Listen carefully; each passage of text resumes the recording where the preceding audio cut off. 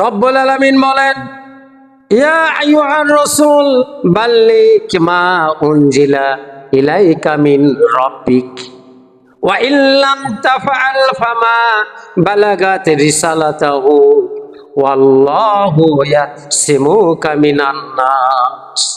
রব্বুল আলামিন বলেন, হে রাসূল, আপনার রবের পক্ষ থেকে যেটা আপনার উপর অবতীর্ণ হয়েছে এটা আপনি প্রচার করুন। সুবহানাল্লাহ বলে যে কিতাব আপনার উপর নাজিল হলো এটা আপনি প্রচার করুন। রাসূলুল্লাহ সাল্লাল্লাহু আলাইহি ওয়াসাল্লাম প্রচার করবেন বা করতেছেন, এমন তো অবস্থায় আবার যখন আয়াত নাজিল হচ্ছিলেন এই ওয়া ইল্লাম তাফআল ফামা বালাগাত রিসালাতাহু, এইটুকু আয়াতের পূর্বেই রাসূলুল্লাহ সাল্লাল্লাহু আলাইহি ওয়াসাল্লাম যখন মদিনায় হিজরত করলেন, কোথায় করলেন? মদিনায় হিজরত করার পরে এমন একটা ব্যক্তির সাথে তার সাক্ষাৎ হলো। ওই ব্যক্তি ওই সময়ে একজন প্রভাবশালী লোক ছিলেন মদিনায়, তার নাম হলো ইবনে সালাম। কি নাম? ইবনে সালাম। এই ব্যক্তির কাছে যখন রাসূলুল্লাহ সাল্লাল্লাহু আলাইহি ওয়াসাল্লাম গেলেন, যাওয়ার পরে খোঁজ খবর নিয়ে দেখেন ইনি মদিনার মধ্যে সবচাইতে একজন ধনাঢ্য ব্যক্তি বা শিক্ষিত ব্যক্তি বা ধনাঢ্য ব্যক্তির ছেলে, শিক্ষিত ব্যক্তির ছেলে, জ্ঞানীমান ব্যক্তি। এটা কার ক্ষমতা? আল্লাহর ক্ষমতা। ইবনে সালাম বলেন, আপনার বাড়ি খুঁটি? বলে মক্কায়। নাম কি? বলে মোহাম্মদ। কার ছেলে? বলে আব্দুল্লাহর ছেলে। বলে আপনি কেন আসছেন? রাসূলুল্লাহ সাল্লাল্লাহু আলাইহি ওয়াসাল্লাম বলেন, আমি কালেমার দাওয়াত দিতে আসছি। আমাকে আল্লাহ পাক আমার উপর কিতাব নাজিল করেছে, আমি হলাম শেষ নবী, আমার নাম হলো মুহাম্মদ রাসূলুল্লাহ সাল্লাল্লাহু আলাইহি ওয়াসাল্লাম। ইবনে সালাম বলছে, ঠিক আছে, আপনি যদি সত্যি আল্লাহর নবী হন তাহলে আমি আপনাকে 3টা প্রশ্ন করব। এই 3টা প্রশ্নের উত্তর যদি আপনি দিতে পারেন তাহলে বুঝবো আপনি সত্যি আল্লাহর নবী। সুবহানাল্লাহ বলে। রাসূলুল্লাহ সাল্লাল্লাহু আলাইহি ওয়াসাল্লাম বলেন, ঠিক আছে ইবনে সালাম, আপনি আমাকে প্রশ্ন করুন। ইবনে সালাম প্রশ্ন করিচ্ছে। আমার 1 নম্বর প্রশ্ন হলো কিয়ামতের আলামত কি? 2 নম্বর প্রশ্ন, আল্লাহ পাক জান্নাতের মধ্যে সর্বপ্রথম কোন খানা খাওয়াইবে? 3 নম্বর প্রশ্ন, সন্তান অনেক সময় মায়ের আকৃতি হয়, অনেক সময় বাপের আকৃতি হয়, এর কারণ কি?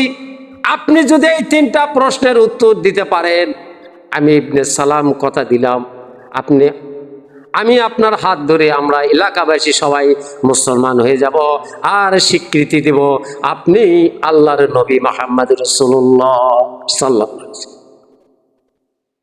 আল্লাহ পাক বলে, জিব্রাইল যাও, তাড়াতাড়ি যাও, এই 3টা প্রশ্নের উত্তর নিয়ে যাও। সুবহানাল্লাহ বলে। জিব্রাইল আলাইহিস সালাম এসে সালাম দিলেন, আসসালামু আলাইকুম ইয়া রাসূলুল্লাহ, ইয়া হাবিবাল্লাহ। আপনার এই ইবনে সালামের 3টা প্রশ্নের উত্তর তাড়াতাড়ি অ্যান্সার আপনি নিয়ে তাড়াতাড়ি জবাব দিয়ে দেন। বলেন সুবহানাল্লাহ। তাড়াতাড়ি দিয়ে দেন। রাসূলুল্লাহ সাল্লাল্লাহু আলাইহি ওয়াসাল্লাম বললেন, ও ইবনে সালাম, তুমি শোনো, এই মুহূর্তে জিবরাইল আলাইহিস সালাম ওহীর মাধ্যমে আমাকে জানিয়ে গেলেন 1 নম্বর প্রশ্নের উত্তর হচ্ছে তুমি বলেছো কিয়ামতের আলামত কি? কিয়ামতের আলামত হলো আগুন, যা আগুন মাটি ফেটে উঠতে থাকবে, মানুষকে পূর্ব দিক থেকে পশ্চিম দিক থেকে ধাওয়া করিবে। ইবনে সালাম মুস্কি এসে বলে, সত্য। 2 নম্বর প্রশ্ন, 2 নম্বর প্রশ্নের উত্তর, আল্লাহ পাক জান্নাতের মধ্যে তার বান্দাকে সর্বপ্রথম খানা খাওয়াইবে মাছের কলিজা। সুবহানাল্লাহ বলে। তাহলে আল্লাহ পাক দেখেন জান্নাতের মধ্যে সর্বপ্রথম মাছের কলিজা খিলাইবে। এটা হলো বুখারী শরীফ। এর মধ্যে দেখলাম যে মাছের কলিজার সাথে আবার অতিরিক্ত টুকরা থাকে। যখন গরু বা খাসি জব করা হয়, গোস্ত কাটা হয়, তখন কলিজাটা বের করলে দেখবেন কিছু অংশ গোস্তও আর সাথে লেগে থাকে। তা হাদিস শরীফে আসছে আল্লাহ পাক জান্নাতের মধ্যে সর্বপ্রথম এই মুমিন বান্দারা খানা খাবে মাছের কলিজা, কলিজার ভুনা খাওয়ায়। সুবহানাল্লাহ, সুবহানাল্লাহ। নাম্বার 3 প্রশ্ন, তিন নম্বর প্রশ্ন, রব্বুল আলামিন বলেন, ও ইবনে সালাম, তোমার তিন নম্বর প্রশ্নের উত্তর হচ্ছে মা সন্তান জন্মগ্রহণ করে। অনেক সময় সন্তান বাপের আকৃতি হয়, অনেক সময় মায়ের আকৃতি হয়। আমার আলোচনা যারা শুনবেন বা শুনবেন, এই হাদিসটা বুখারী শরীফ বর্ণিত। এই হাদিসের মধ্যে লেখছে, স্বামী স্ত্রী যখন মিলন হয়, স্বামী স্ত্রী মিলনের কারণে যদি স্বামীর বীর্যটা আগে পাত হয়, আল্লাহর যদি হুকুম হয় সন্তান হবে, তাহলে ওই সন্তান হয় বাপের আকৃতি। বলেন সুবহানাল্লাহ। আর যদি সন্তান মায়ের বীর্যটা যদি আগে পাত হয়, তাহলে সন্তান হয় মায়ের আকৃতি। সুবহানাল্লাহ বলেন। সব কিছুর ক্ষমতা সেই মহান রব্বুল আলামিনের দরবারে। এবার ইবনে সালাম শোনার পরে বাড়ির ভিতরে চলে গেলেন। সামনে বহু লোক ছিল, বহু লোক ছিল। রাসূলুল্লাহ সাল্লাল্লাহু আলাইহি ওয়াসাল্লাম বুঝতে পারছেন ইবনে সালামের প্রশ্নের উত্তর সঠিক হয়েছে, কেননা উত্তর দিয়েছে কে? সেই মহান রব্বুল আলামিন। কথা ঠিক কিনা? তারস মাওলা থেকে উত্তর আনছে। তা ইবনে সালাম হলো শিক্ষিত মানুষ, সে কি আর ভুল করতে পারে? সে মেনে নিল যে মুহাম্মদ সাল্লাল্লাহু আলাইহি ওয়াসাল্লাম ইনি হলেন আল্লাহর নবী। সেই ইশারা ইঙ্গিত করে বাড়ির ভেতরে চলে গেল। সামনে বহু আরববাসী মদিনার সবাইকে ডেকে বললেন যে তোমাদের মধ্যে ইবনে সালাম কেমন লোক? বলে খুব ভালো লোক, খুব ভালো মানুষ। তা বলছে ইবনে সালাম ভালো মানুষ, তার বাবা কেমন ছিল? বলছে সেও খুব ভালো ছিল। যখনই বললেন যে ইবনে সালাম তোমাদের মধ্য থেকে আজকে ইসলাম কবুল করেছে, সুবহানাল্লাহ বলেন, কালেমা পড়তেছে, তোমরা কি ইসলাম কবুল করবা? তোমরা ইসলাম কবুল করো। বলে দেখছেন এখানে কি বলে গেল? পূর্বে ইসলাম কবুল করার পরে এখন সবাই বলতেছে যে না, সে ভালো মানুষ নয়। সে গেল রসুলের হাত ধরে কালেমা পড়ে লা ইলাহা ইল্লাল্লাহু মুহাম্মাদুর রাসূলুল্লাহ, আশহাদু আল্লা ইলাহা ইল্লাল্লাহু ওয়াহদাহু লা শারীকা লাহু ওয়া আশহাদু আন্না মুহাম্মাদান আবদুহু ওয়া রাসূলুহু। আল্লাহু আকবার। এইভাবে আল্লাহ পাক আমার রসুলকে কেমনে সহযোগিতা করিচ্ছে, এই জন্য আল্লাহ পাক বললেন ওয়া ইল্লাম তাফআল ফামা বালাগাত রিসালাতাহু ওয়াল্লাহু ইয়াসিমুকা মিনান নাস। হে রাসূল, আমার ইসলাম প্রচার করতে গিয়ে আপনি কোনো রকম ভয় ভীত সন্দেহের অবকাশ করবেন না। সুবহানাল্লাহ। এই আয়াত যেদিন নাজিল হইল, হওয়ার পরে রাসূলুল্লাহ সাল্লাল্লাহু আলাইহি সাল্লাম সাহাবাদেরকে ডাকে বলে, হযরত আলী তুমি যাও এইদিকে, ইসলাম প্রচার করতে যাও, দিনের দাওয়াত দিতে। আবু বকর বলে তুমি এইদিকে যাও, ওমরকে বলে এইদিকে যাও, ওসমানকে বলে এইদিকে যাও। আমার আল্লাহ আজকে আমার সামনে আমার কানে কানে জিবরাইল এসে ওহীর মাধ্যমে জানিয়ে দিল, আজ থেকে রব্বুল আলামিন সদা সর্বদা সর্বক্ষণ নিঃশ্বাসে নিঃশ্বাসে আমার সঙ্গে থাকবে। বলেন সুবহানাল্লাহ। এই আয়াতের দেখেন কি মজা। আল্লাহ পাক বললেন সর্বদা আমি তোমার সঙ্গে আছি। আল্লাহ পাক সঙ্গে থাকলে তাহলে আপনার কপালে কি হবে, এটাই বুঝাচ্ছে। এবার রাসূলুল্লাহ সাল্লাল্লাহু আলাইহি সাল্লাম গেলেন তার চাচা আবু জাহেলের বাড়িতে দাওয়াত দিতে। আবু জাহেলের বাড়িতে দাওয়াত দেওয়ার জন্য বাড়িতে ভিতরে যায় বলছেন, আসসালামু আলাইকুম, ও চাচাজান, আমি আপনার ভাতিজা এসেছি। আপনি একবার কালেমা পড়ে আমার ধর্ম গ্রহণ করে আপনি মুসলমান হয়ে যান, বাকি জীবনের সমস্ত দায়িত্ব আখিরাতকে আমি আপনার জন্য আমার রব্বুল আলামিনের দরবারে দরখাস্ত জানাবে। বলেন সুবহানাল্লাহ। সাফায়াত করবে। সেই দিন আবু জাহেল হাদিস শরীফে আসছে খুব উগ্র মেজাজি ছিল, মন মস্কত। এমনি ভাবে আমার রসুলকে এমনি ভাবে মাথায় বাড়ি মেরেছিল। রক্তাক্ত যখন হয়ে গেল, রসুল এইরকম মাথায় হাত দিয়ে কপালে টস টস করে রক্ত পড়তেছে। রাসূলুল্লাহ সাল্লাল্লাহু আলাইহি সাল্লাম বললেন, আমি যদি এই অবস্থায় আমার বাড়িতে যাই, খাতিজা দেখে আফসোস করবে, কলিজা ফেটে যাবে। আমি তো এই রক্তমাখা মাথা নিয়ে আমি বাড়িতে যেতে পারি না। আফসোস, আল্লাহ পাক কি বললেন, হে রাসূল, আমি কিন্তু আজ থেকে সদা সর্বদা সর্বক্ষণ আপনার সঙ্গে আছি।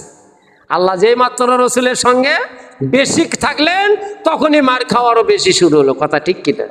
এই আলোচনা শুনে বুঝতে পারবেন আজকে যারা সমাজের মুখে মাজলুম হয়ে অত্যাচার, অন্যায়, ব্যভিচার সহ্য করিচ্ছে, এদের মধ্যেই আল্লাহ আছে, বলেন ঠিক কিনা?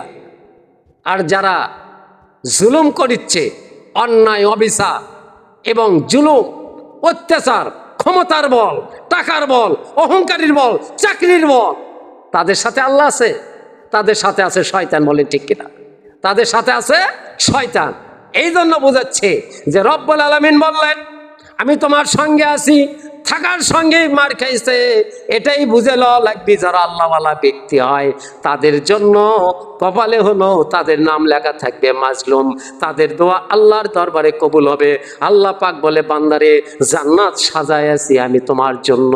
এমনিভাবে দুঃখ, কষ্ট, লাঞ্ছিত, এই লাঞ্ছিত, অভাব, অনটন দিয়ে জান্নাতকে আমি সাজাইছি, তোমরা আসো আমার জান্নাতের ভিতরে। কিন্তু শর্ত একটাই, তোমাদের ধৈর্য ধারণ করতে হবে। ইন্নাল্লাহ মা'আস সাবিরিন। আল্লাহু আকবার। এবার যখন রাসূলুল্লাহ সাল্লাল্লাহু আলাইহি সাল্লাম রক্ত মাখা মাথা নিয়ে, এই কপাল নিয়ে ফেটে রক্ত পড়তেছে, আড়ালে একটু জঙ্গলে চলে গেলেন। যাওয়ার পরে রক্ত মুটতেছে আর বসে থেকে অনুতপ্ত করতেছে। এই শরীরের এই অবস্থা, আজকে আর আমি কোথাও দিনের দাওয়াত দিতে যাব না, কিন্তু সুস্থতার জন্য একটু দেরি করতেছে বা একটু রেস্ট নিচ্ছে। এমন সময় তার চাচা আমির হামজার বাড়ির কাজের মেয়ে এবং তিনি তার চাচা আমির হামজা শিকার থেকে আসার পরে তাকে বলতেছে আপনি হরিণ শিকারে গেছেন, শিকার করতে গেছেন, আর আপনার ভাতিজাকে মোহাম্মদকে আজকে আবু জেহেল এমনি মার দিছে, দেখেন রক্তাক্ত করে বনের জঙ্গলের মধ্যে পড়ে আছে। দেখছেন কিভাবে চাচা আমির হামজার বাড়ির থেকে এই সংবাদ পেয়ে আমির হামজার মাথা খারাপ হয়ে গেছে। প্রত্যেক দিন আমার ভাই, আমার এই ভাতিজা মুহাম্মদ সাল্লাল্লাহু আলাইহি সাল্লামকে এইরকম মারপিট করে, আর আমি সহ্য করব না। আমির হামজা, তার হাতে ছিল তীর ধনুক, এটা নেই, দূর কাবা ঘরের দিকে। ওই যে কাবা ঘরে তারা দলবল নিয়ে আড্ডা করতেছে, মূর্তি পূজায় রত ছিল। এবার উতবা, সাইবা, আবু জেহেল যেখানে আড্ডা কানায় চলে গেলেন চাচা আমির হামজা। যাওয়ার পরে তার ভাইকে এবার ওই তীর ধনুক দিয়ে এমনি ভাবে তাকে পিটাইতে পিটাইতে মাটিতে ফেলে দিছে। ফেলে দেওয়ার পরে বলতেছে আজকে আমার ভাতিজার প্রতিশোধ নিলাম, অন্যায় ভাবে তাকে তুমি কেন মারো?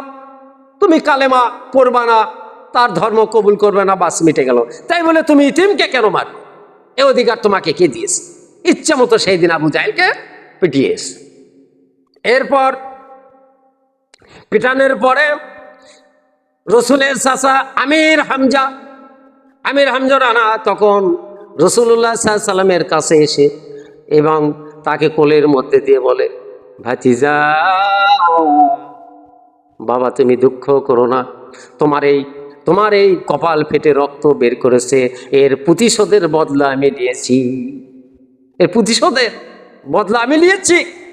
তুমি আর কেঁদো না।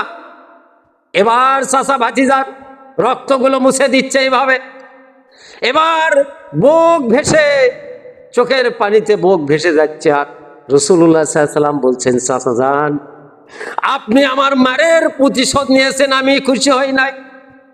আপনি যে আজকে আমার চাচাকে মেরেছেন, আপনার ভাই আমার মারের কারণে আমার রক্তের এই বদলা দিয়েছেন, আমি খুশি হই নাই চাচা গো। আমি খুশি তখনই হব যখন আপনি আমার কালেমা পড়ে মুসলমান হবেন, লা ইলাহা ইল্লাল্লাহু মুহাম্মাদুর রাসূলুল্লাহ সাল্লাল্লাহু আলাইহি ওয়াসাল্লাম। দেখছেন রাসূলুল্লাহ সাল্লাল্লাহু আলাইহি ওয়াসাল্লাম কি বললেন? চাচা, আপনি যে আমার মারের প্রতিশোধ নিয়েছেন, আমি খুশি হইনি। যখন আপনি আমার কালেমা পড়ে মুসলমান হবেন তখন আমি খুশি হব, আমার আত্মা শান্তি হবে। চাচা আমির হামজা, আমার নবী ইতিম নবী তার ভাতিজার এই চোখের পানি দেখে বুক ভেসে যাওয়ার কারণে বলছে, ভাতিজারে প্রত্যেক দিন এই কালেমার দাওয়াত তুই আমাকে দিস, যা যা আছে কপালে আলহামদুলিল্লাহ আমি তোর হাত ধরে আজকে আমি অদা করলাম। যে ব্যক্তি তোর আজকে মেরে রক্তাক্ত করেছে আমি তার প্রতিশোধ নেব।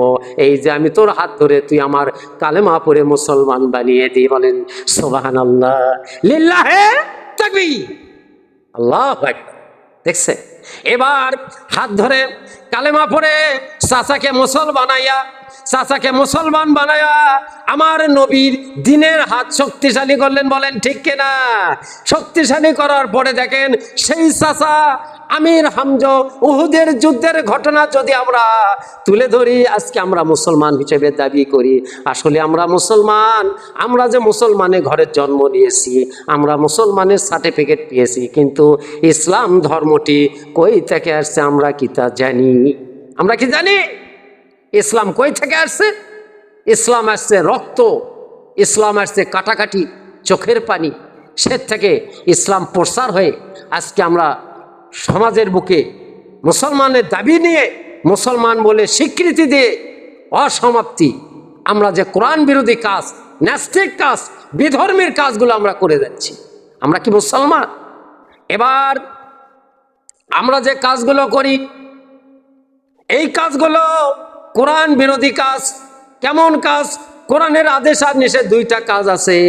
আজকে যেমন দেখা যায় ঈদের দিন, খুশির দিন, রব্বুল আলামিন ইসলাম ধর্মের মধ্যে দুইটা খুশি দিয়েছে। একটা হলো কুরবানি, একটা হলো ঈদুল ফিতর, আর একটা হলো ঈদুল আজহা। সারা বৎসরের মধ্যে মুসলমানদের জন্য আল্লাহ পাক খুশি দুইটা আনন্দের ঈদ দিয়েছে। এই দুই দিনে তুমি আনন্দ করতে পারো। তাহলে একটা হলো ঈদুল ফিতর আর একটা হলো ঈদুল আজহা। তো ঈদুল ফিতর যে দিয়েছে তার কারণ তুমি তো আনন্দ করবা, তার আগে তুমি একটি মাস সিয়াম সাধনা করো। রমজান মাসে 30টা রোজা করো, 30টা তারাবি করো। 30টা তারাবি নামাজ পড়ার পরে ঈদের দিনে মাঠে যে তুমি 2 রাকাত ওয়াজিব নামাজ পড়ে তারপরে তুমি আনন্দ করো। ঠিক কিনা? আজকে মুসলমান ঈদের দিনে পটকা ফোটায়, ঈদের দিনে গান বাজনা করে, ঈদের দিনে ফুটবল খেলার আয়োজন করা হয়, ঈদের দিনে ডিরেক্ট সেট নিয়ে এসে বাইজি নিয়ে এসে নাচায় আর আনন্দ করে। খুশি কি এটাই কি মুসলমানদের কাজ? না, কখনো না। ইসলাম আসছে রক্তপাত থেকে।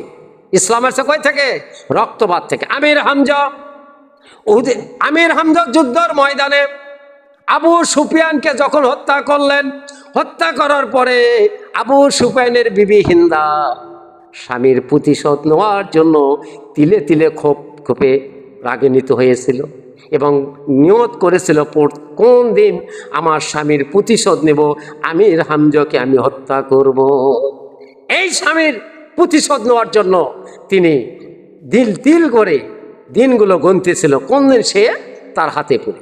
উহুদের যুদ্ধের ময়দান, উহুদের যুদ্ধ করতে করতে রাসূলুল্লাহ সাল্লাল্লাহু আলাইহি সাল্লামের চাচা আমির হামজা যখন পড়ে গেলেন, তাকে তরবারিতে তাকে আঘাত করে দিলেন, মাটিতে পড়ে গেলেন।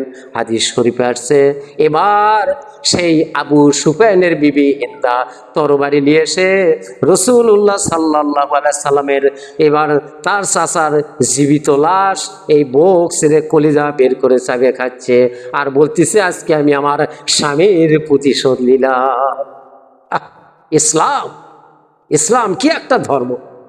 আর আমরা ইসলাম কই পাইছি? রক্তের বিনিময়ে ইসলাম জয় করে আজকে ইসলাম ধর্মে জন্মগ্রহণ করে আমরা কোরআন বিরোধী কাজ করি। এই রাসূলুল্লাহ সাল্লাল্লাহু আলাইহি সাল্লাম বললেন, ও আমার সাহাবারা, আজকে দেখো উহুদের ময়দানে আমাদের লাশ কতগুলো একটি করো। সাহাবারা লাশগুলো যখন জড়াচ্ছিল একটি ভাবে শোয়াই দিচ্ছে, দেখে আমির হামজা তার চাচার লাশ। এই লাশটা কাফেরেরা করছেন কি, নাক কাটছে, কান কাটছে, হাত কাটছে, পাও কাটছে, টুকরা টুকরা করছে। করার পরে দেখে আমির হামজার লাশটা টুকরো টুকরো করছে কাফেরেরা। রাসূলুল্লাহ সাল্লাল্লাহু আলাইহি সাল্লামের সংবাদ দেওয়া হলো, ইয়া রাসূলুল্লাহ, আপনার চাচাকে কাফেরেরা এমনি ভাবে টুকরা টুকরা করছে। ভাই জানতে পারলাম আবু সুফিয়ানের বিবি হিন্দা কলিজা চিরে কাঁচায় চেপে খেয়েছে। রাসূলুল্লাহ সাল্লাল্লাহু আলাইহি ওয়াসাল্লাম দুই চোখের পানি ঝরঝর করে পড়ে আর বলে, হায় রে কাফেরেরা, আমার চাচাকে এত নির্যাতন করছিস। এই সংবাদ চলে গেছে বাড়িতে। আবু এবার আমির হামজার ভগ্নিপতি বোন ছিল সুফিয়া, সে জানতে পারছে আমার ভাইকে নাকি টুকরা টুকরা করছে উহুদের যুদ্ধের ময়দানে। এবার তার ছেলেকে বলছিস আমার ভাইকে আমি দেখতে যাব। এই সংবাদটা রাসূলুল্লাহ সাল্লাল্লাহু আলাইহি সাল্লামের কাছে এসে বললেন, আমার মামাকে দেখতে আসবে। রাসূলুল্লাহ সাল্লাল্লাহু আলাইহি সাল্লাম বলেন, তোমার মাকে নিষেধ করো, তার নিজের ভাইয়ের এই অবস্থা লাশ দেখলে সে ঠিক থাকতে পারবে না। এই সংবাদ নিয়ে আবার গেলেন, যা বলেন, মা গো, আমার মামার লাশ আপনি দেখতে পাবেন না, তাকে এমন অবস্থায় করেছে, টুকরা টুকরা করেছে। এবং তার বোন সুফিয়া তখন বলে, এবার সন্তানকে বলে, বাবা, আমার ভাইকে উহুদের যুদ্ধে টুকরা টুকরা করেছে, আমি এই জন্য দুঃখ না, আমি শুধু রব্বুল আলামিনের দরবারে দোয়া করি আল্লাহ পাক যেন আমার দিন ইসলামকে জিন্দা রাখে, আমার ভাইকে যেন জান্নাতবাসী করে দেয়। বলেন সুবহানাল্লাহ। এবার সুফিয়া করলেন কি, বাড়ির থেকে দুইটা কাপড় নিলেন কাপড়ের জন্য। দৌড়াতে আসতেছে। রাসূলুল্লাহ সাল্লাল্লাহু আলাইহি ওয়াসাল্লাম দেখেন একজন মহিলা উহুদের ময়দানে যেখানে লাশ রাখা হয়েছে সেখানে দৌড়ে আসতেছে। রাসূলুল্লাহ সাল্লাল্লাহু আলাইহি ওয়াসাল্লাম বলেন, ওই যে কে আসে তাকে বাধা দাও। কিছুক্ষণ পরে কাছে এসেছে, দেখে ইনি হলেন আমার চাচা আমির হামজার বোন সুফিয়া। তখন তাকে ইশারা করলে, তুমি আর আগেও না। এবার রাসূলুল্লাহ সাল্লাল্লাহু আলাইহি ওয়াসাল্লামের দরবারে আসলেন। আসার পরে বললেন, ইয়া রাসূলুল্লাহ, আমি সবই জানি। মুহাম্মদ সাল্লাল্লাহু আলাইহি ওয়াসাল্লামকে বললেন, আমি বাড়ির থেকে দুইটা কাপড় এনেছি, এই কাপড় দিয়ে আমার ভাইয়ের কাফনের ব্যবস্থা করে দিন। হাদিস শরীফে দেখলাম এই দুইটা কাপড়, একটা কাপড় হলো ছোট আর একটা কাপড় হলো বড়। রাসূলুল্লাহ সাল্লাল্লাহু আলাইহি ওয়াসাল্লাম যখন লাশগুলো তালাশ করলেন, করে দেখেন একজন আনসার, তাও লাশবিহীন, কাফনবিহীন, উলঙ্গ অবস্থায় পড়ে আছে। এবার দুইটা কাপড়, এখন একটা কাপড় হলো ছোট আর একটা কাপড় হলো বড়। কোন কাপড়টা তার চাচা আমির হামজাকে দিবে আর কোন কাপড় দিয়ে লাশ এইবার আনসারের লাশটা সে কাফন করবে, এই নেই হুজুর পাক সাল্লাল্লাহু আলাইহি ওয়াসাল্লাম কাপড় দুটাকে লটারি করাইলেন। করার পরে তার আপন চাচা আমির হামজার ভাগ্যে ছোট কাপড়টা হলো। এবার রাসূলুল্লাহ সাল্লাল্লাহু আলাইহি ওয়াসাল্লাম নিজে হাতে যখন কাফনটা পরাচ্ছিলেন, মাথা ঢাকলে পা ঢাকে না আর পা ঢাকলে মাথা ঢাকে না। হাদিস শরীফে আছে, এই যে কঠিন ভয়াবহ দৃশ্যগুলো দেখে হুজুর পাক সাল্লাল্লাহু আলাইহি ওয়াসাল্লাম লাশগুলো যখন কবরস্থ করলো, আজকে আমরা সমাজে যারা নেতা, যারা মুখে কয় কাজে করে না, দিনের যারা নেতা ছিল তারা কাজ করেই দেখায় দিয়েছে, মুখে কোনদিন বলে নাই। বলেন ঠিক কিনা? তারা কাজ করেই দেখেছে, মুখে কোনদিন বলেনি। আর আজকের নেতারা মুখেই বলে কিন্তু কাজের বেলা করে না। আমার পরবর্তী আলোচনা শুনবেন, এর চাইতে আরো সুন্দর আলোচনা হবে। আসসালামু আলাইকুম ওয়া রাহমাতুল্লাহি ওয়া বারাকাতুহু।